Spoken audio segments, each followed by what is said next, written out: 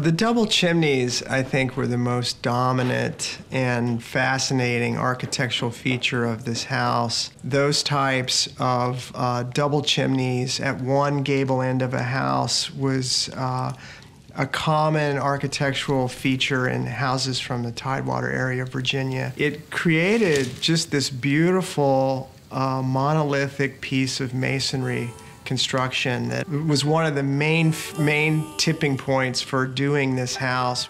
If this was the original building, I would be mixing sand and lime from the Shenandoah Valley.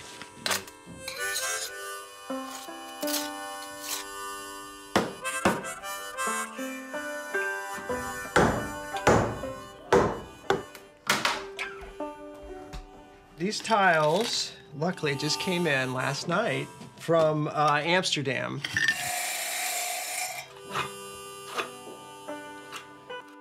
Where we started to deviate from their techniques was things like, electricity and plumbing and heating and cooling and insulation.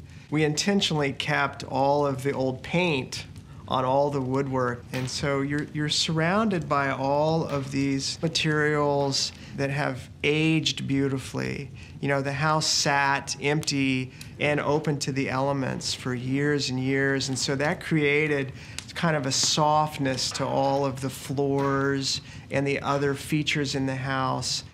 Think of the people that have been through the door for over 200 years now. I had come in, the parties, the funerals, the weddings, the romances, all those things. The first memory I have of Woodlawn was when I was a little girl and walking through the house with my father. Well, I can't wait just to see it with walls and ceilings. It's a real house like I've envisioned it since I was 5. Just walking in the front door, you just have this sense that you're going back in time. This house was built by a man who served in the Revolutionary War. I'm sure the bricks and a lot of the timbers and things were cut by slaves. It was there during the Civil War, of course, and suffered through that decline in the Virginia economy. And finally, the house becomes abandoned during the Depression to basically rot away with time. There's my baby. There's my baby. You got the chimneys on it. Oh, gosh, look at her. Got on her new dress. Then the chimney looks great. That house is not that house without that chimney. My grandparents got married in 1892. And my father was the first one to be born in Woodlawn. Look, this wainscoting is perfect. One of the amazing things that I always found about this house is that all of these old joist timbers, they run the full distance. And you know, they're over 30 feet long. Wow, and they're all mortised into. They're all mortised into those band beams and out pegged. there and pegged. Yes, ma'am. The floors creak. Yeah. I mean, if you were 200+ years old and you'd moved all that distance, you'd creak too. You did exactly what I thought you would do. Make the boys' room into a bathroom. You covered up Uncle Earl's hole. Is this where Uncle Earl's hole was? That's the hole that Uncle Earl was playing with the shotgun. Shotgun went off and left a hole in the floor.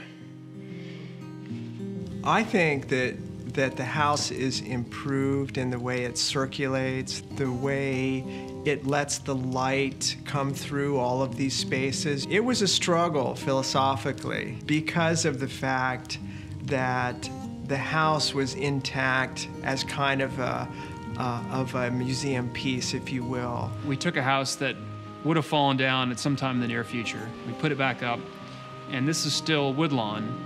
It's in a new place and has a new life and a new use, but it's the same house that was built in 1797. My father would be thrilled.